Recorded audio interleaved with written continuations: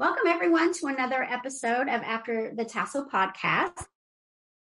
Today we have special guest Roberta Burns, who was a 2017 graduate from Westminster.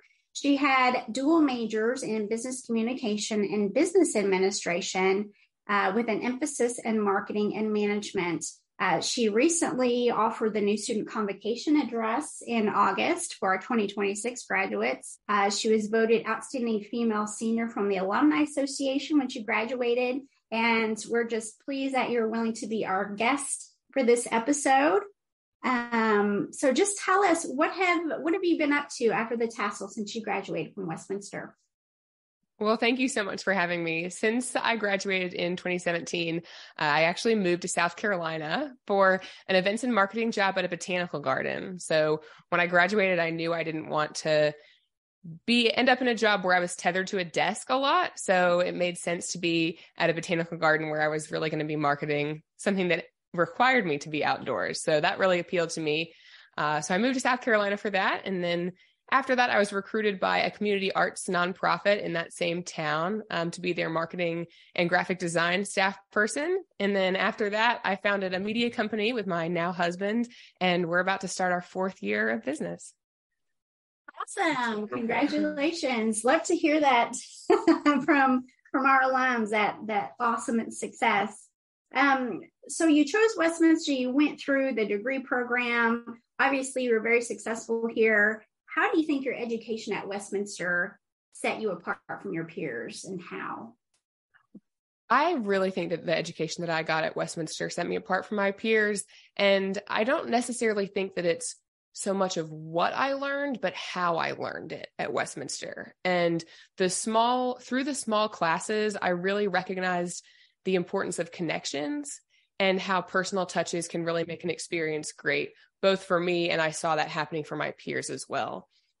I feel like that made a huge difference for me because, now I can think about that as I create marketing strategies, because really the goal of marketing assets is that it resonates with the people who see it in a personal way. So I really recognized through my education at Westminster how important that was.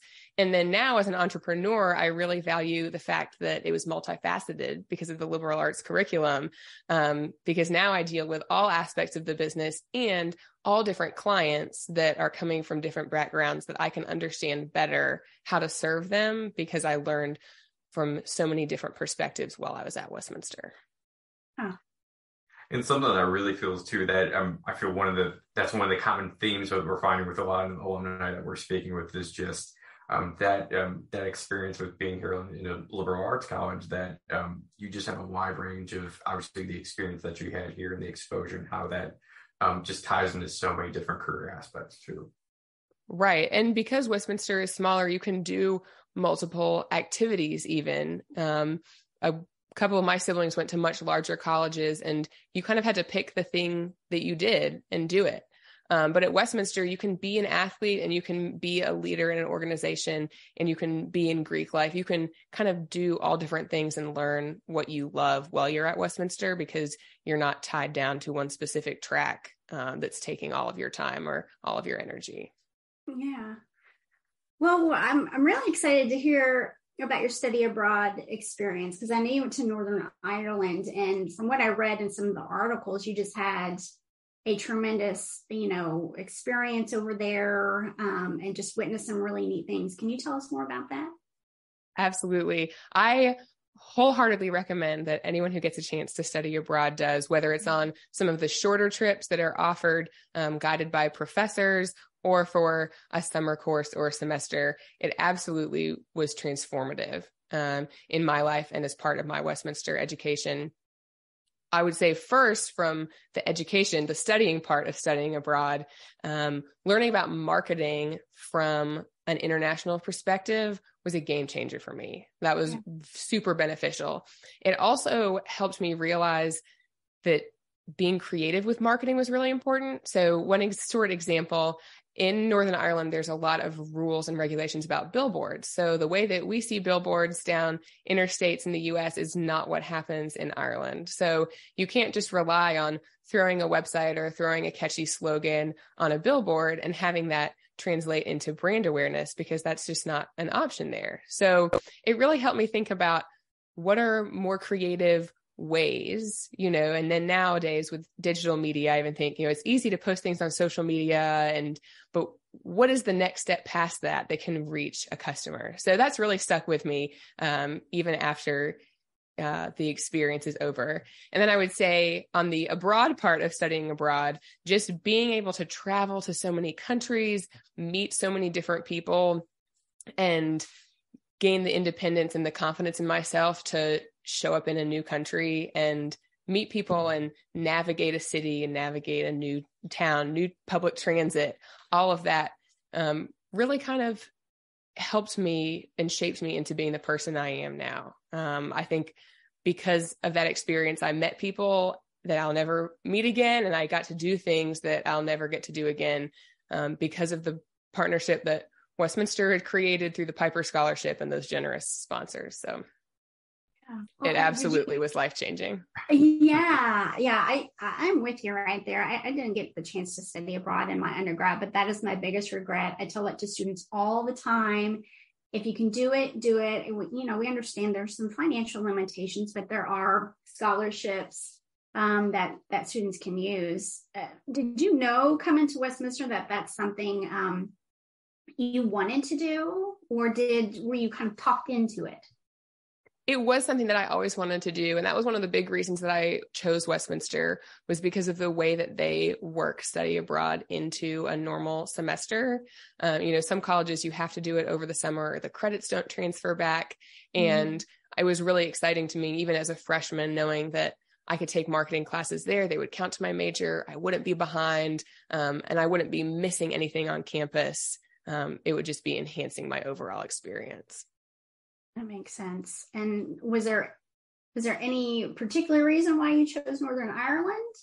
Yeah, my dad's side of the family is Irish. So his great grandparents actually came to the U.S. and they moved to Iowa, and their gravestones say the county in Ireland that they were born in. So, and both of them were in Northern Ireland. So it was really cool to go and see the counties that they would have lived in. Yeah. Well, did you look up any family members before you went or while you were there? Not to meet up with, but we did kind of do a little bit of tracking to make sure that the counties that were on their gravestones were accurate, and kind of did a little dive into the genealogy side of things. That's cool. That's super cool. Oh, awesome. So, Roberta, kind of segueing into your career. So, when you were searching for jobs in the past, how did you go through with researching the diversity of the organizations that you were pursuing? Yeah, I felt like that was really important to me. And actually, I knew it was important to me because of Westminster. So it really all ties to that, kind of the, how did my education set me apart? I knew because of my time at Westminster that was important to me. When I was a student, there was an incredibly diverse student population, both with students from across the country and throughout the world. So being in class with those students, I felt like taught me so much. And I knew that I wanted that same kind of diversity in the workplace. So all the jobs that I applied to when I was doing more traditional job hunts, I did make an effort to get on their website and see kind of who worked for them and how they included diversity in the workplace.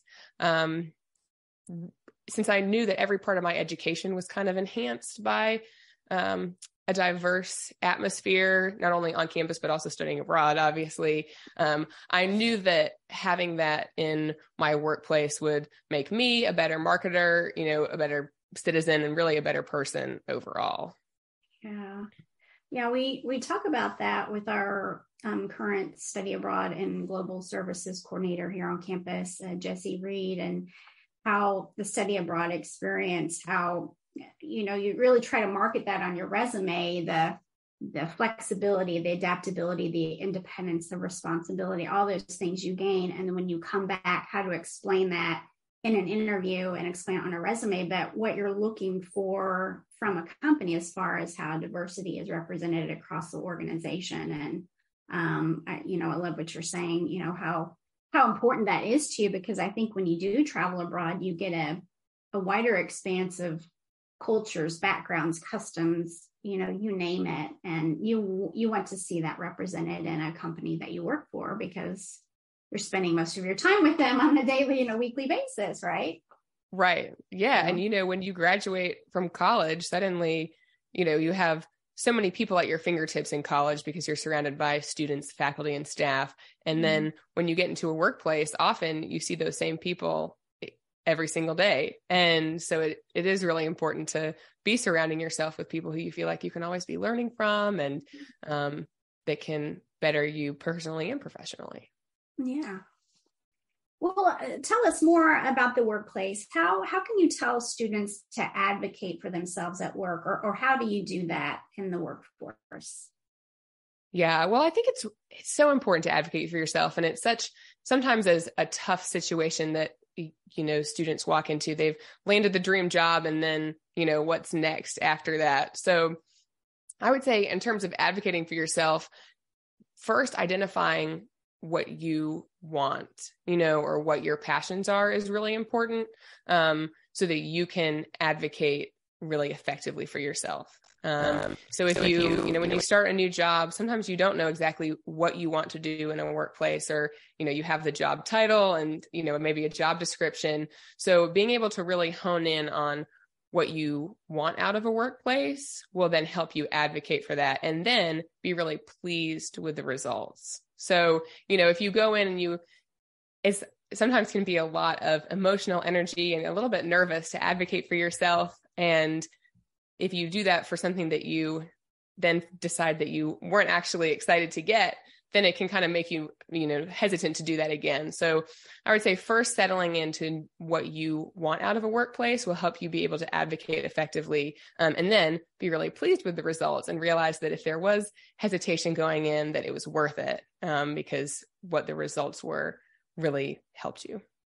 Yeah. And I feel with a number of people too, that it's just that initial fear of worrying about what the results will be and scared of the backlash that comes for that too. But like you said, it's something that you got to be able to go through and do, and kind of know that the results that can come out of that, and the benefit that really comes from advocating for yourself too. Yeah.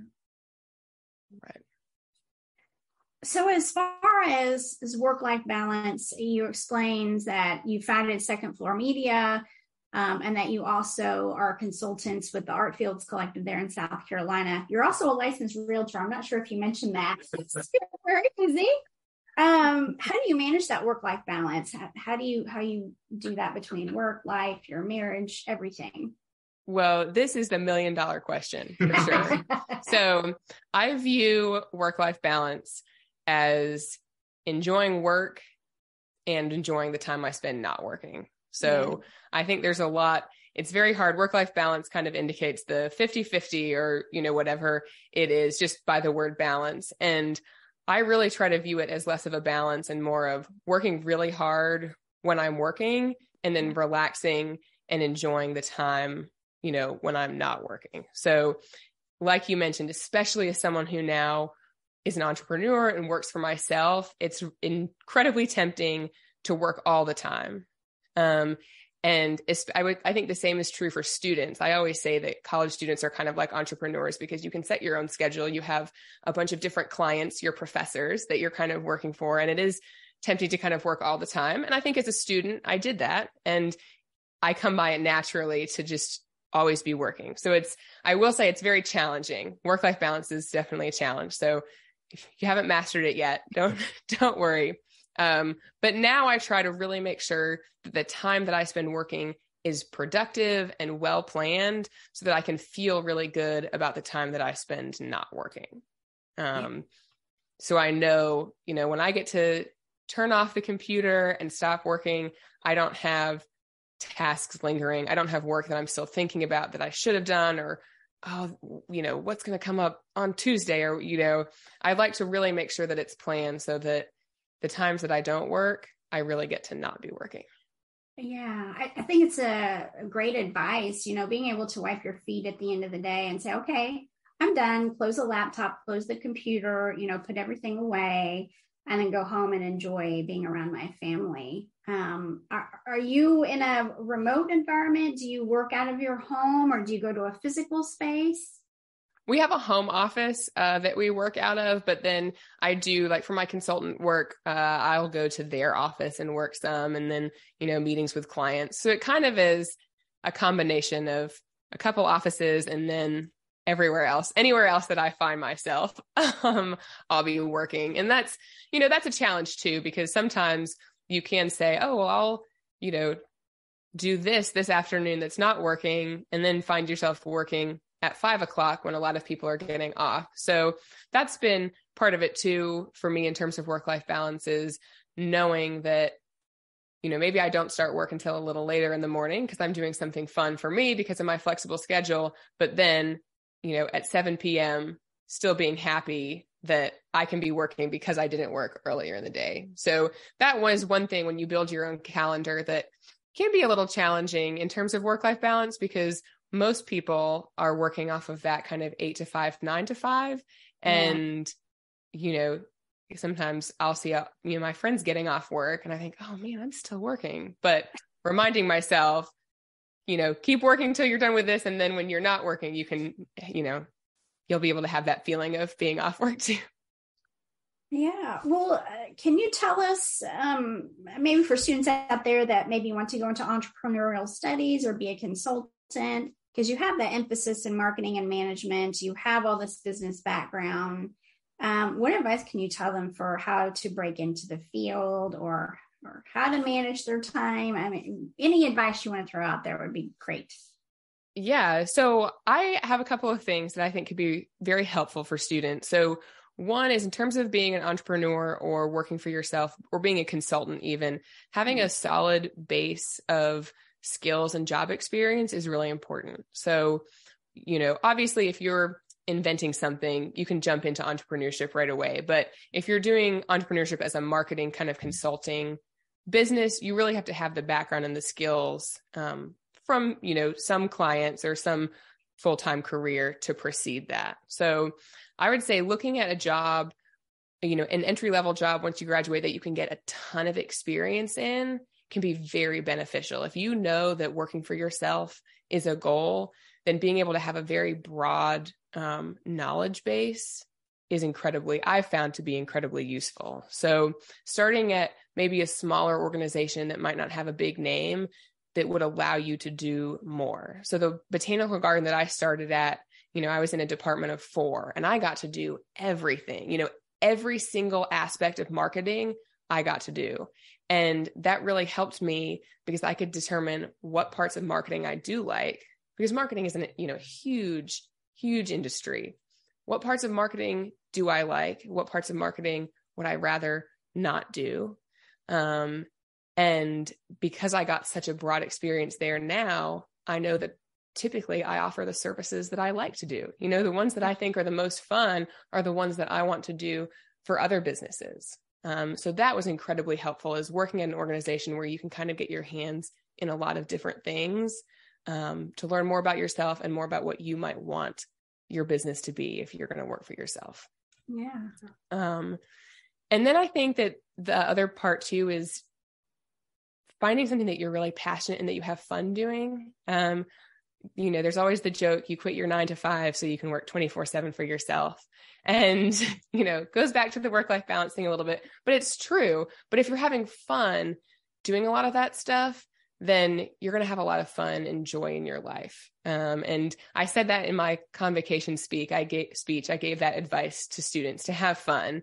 And I really think that's important because, like we talked about earlier, you spend so much time working, whether that's for yourself or in a workplace, you want to be able to have fun, doing what you're doing. Otherwise, that's 40 plus hours a week that can sometimes be a little bit of a drag. So figuring out how to have fun in the workplace and what you love to do can lead to really not only, great more traditional jobs, but also finding what, if you're going to start your own business, what you'll be passionate about and what will give you that motivation to get up every morning and keep doing it. Yeah. I love that advice. I think that's something that's so important for for students and people even in their careers to be able to know too, because I mean, it's when it's hard to wake up and do that too, it's just so important to remember that you got to find something that you enjoy doing, something that helps you get up every day, and something that's either just be able to have the passion for it too. That's I love that advice. I think that's something that especially for our students to really be able to take with them after they graduate too. Yeah, you don't want to wake up and dread going to work, but you want to make sure your skills and your talents and your strengths all align with your workplace, because that way you're not creating these huge hurdles for yourself trying to wake up and motivate yourself to drive into work. That right. And even finding things that you're passionate outside of work. It's very tempting in the college years, and I certainly did this, so I can speak firsthand. It's very tempting to you kind of have tunnel vision. It's get good grades or do well on this, build your resume to get a good job, and then once you get the good job, what do you do? So being able to build your passions outside of what your work is really important, so that once you land that dream job, you have some other outlets, and what you're going to do when you get off work. You have something that you're excited about. Because that was something when I first graduated that I definitely struggled with, because everything in college and even, high school leading up to college was to get to college, to get the resume and get the job. And then once you have the job, you're like, oh, what, what else do I do? So making sure to not only be, find your passion in the workplace, but also things that you're excited for outside of that, kind of helps all aspects of your life. So with that being said, do you have any hobbies with you or your husband that you like to do outside of work? Well, look, a lot of our hobbies are wrapped up in work, which is nice, but nice. I love gardening. So I have a garden. We love being in the outdoors. So we go backpacking a lot. We have a dog. We take her everywhere. So basically anything outdoors. In South Carolina, we're about an hour from the beach and about 2 hours from the mountains. So it's easy to kind of jump in the car and see different scenery and just explore the part of the country that we live in. Yeah, that sounds beautiful. I've never been to South Carolina, but I've always wanted to go. It's just gorgeous. You should definitely come. Yeah. I mean, I also love reading. I like, embroidery, needle punch, all sorts of stuff. So we have a house full of hobbies that are making things. So we've got always got a project going on, which is fun.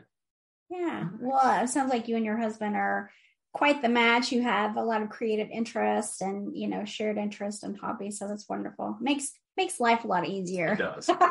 Yeah, it's a lot of fun. We go on our dog walks every morning, and we call them dog walk dream talks, because we just get to walk around and talk about, what we'd like to do, or, what, work and outside of work, and what we're going to do that day. And then we, inspiration hits for one of our clients. So it's really fun being able to have a company that we've built and that we work for is really rewarding, and being able to, not only for us, but for all the clients that we get to work with. It's so fun. I feel like that was another thing I learned at Westminster, was how much I loved, having connections with people. And now, instead of just one workplace, I get to have, dozens of companies that we're getting to share stories about and kind of highlight, what they can offer to potential customers. And it's really special too that you get to share that with your husband, that you both get to do that together. So that's something that I bet is really, really neat to experience. Yeah. I love it. We have a good time. I can imagine. So overall, if you could kind of go back and kind of wish, if there's anything that you wish that you learned, that you wish you knew about your career during college.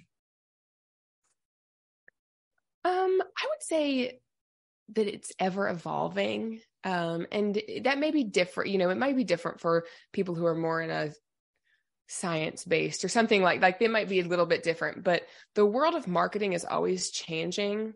And I wish that I had recognized that a little bit more when I was in college, to think about, when I'm doing a case study, this might be how they solved it at this point in time, but what would be the solutions, with the technology that exists now? And, when I was in college, Facebook marketing, digital marketing wasn't nearly what it is now. And so just, taking in all the knowledge that I learned through my classes, but also kind of leaving that little pocket for, well, what will be the next technological advancement, or what will the next marketing breakthrough be? Because that helped, when I first jumped into my career, digital marketing wasn't nearly the, behemoth that it is now. And I think initially I was like, well, we don't need to jump into that. And knowing that the solutions that you learn there are, great solutions, in terms of marketing, but that, your industry is going to be ever evolving, and to keep learning. The learning doesn't stop when you walk across the stage. And that's part of why I think it's so important to have a career that you're really passionate about, because it makes that ongoing education more exciting, because you want to learn about, the new industry standards and kind of the breaking edge technology or best practices that are coming to your field. Yeah. Well, I don't know if you know, but we did add a digital media marketing major this fall. So if you haven't already, you should contact Chris Cox or Linda Webster, who's in charge of that major. Maybe you can come on as adjunct and maybe teach a few courses, or, Zoom in and do a little visit with one of their classes or something. I'm sure they would love to have you and, talk with their students. Yeah, I was so excited to see that. And that's another, it's so rewarding as an alum to see different programs being added and the programs that exist being tweaked now, taking into consideration the kind of world that we live in and the different marketing tools that are available to us. So I was thrilled to see that news. And I know it'll be really helpful, because when I graduated, I had never run a Facebook ad campaign or a Google ad campaign. And I'm so thankful that the workplace that I was in, again, it was a little smaller. It allowed for some of that trial and error and some of that learning to say, I've never done a Facebook campaign, but here's all the things, all the aspects of it. I think it will really work, but never having done that before can be a little nerve wracking. And so I'm glad Westminster is equipping their marketing students with that knowledge, and thankful that I had a workplace that I could kind of catch up in after I graduated. Yeah. Well, and I think a lot of the students that I've met with, even just for resume reviews, they're in business administration and they have the concentrations in marketing and management, but they're also thinking of minoring in digital media or just taking a few of their classes, because you're right. And digital media has come such a long way, and this generation is on their phones and using social media, and you have to tap into that demographic, if you want to get anything sold or visited or, whatever. So, right. And it's interesting, even I would say for students who aren't into digital marketing, it's interesting to know, I can tell when I get got by a good digital campaign, I'm like, oh, they did it. Like, I even know all of the tricks that they played on me, and I know. So it's helpful, I think, because we're in the era of digital marketing, even if that's not your major. And, it can be very enlightening to know a little bit more about what's going on with the technology that they have to, market customers and to really specifically target people based on interests and behaviors. So it could be an interesting class, that just because of the liberal arts curriculum at Westminster that students can take advantage of and learn about, what's happening on their TV and phone and computer and all that. Yeah, all the trickery that you marketers use. Yeah, no, it's great. But we're so thrilled to have you as a guest. As we wrap up now, is there any final parting words you have for our students? You've said a lot here, but I didn't know if there's anything else that you wanted to add that you weren't able to share. I mean, I think especially for, I would say, juniors and seniors, just to really just take everything in and to take a deep breath and realize that you're going to leave Westminster equipped with a really incredible knowledge, incredible experiences, and a great network of people who will help you succeed. So it can be really nerve-wracking to jump into the workplace or to jump into whatever the next chapter of life is, whether that's a workplace or grad school. and to take a deep breath and realize that you're going to be equipped with everything you need to be successful and, to enjoy the process without so many of the nerves that can sometimes come with it. And that's easier said than done.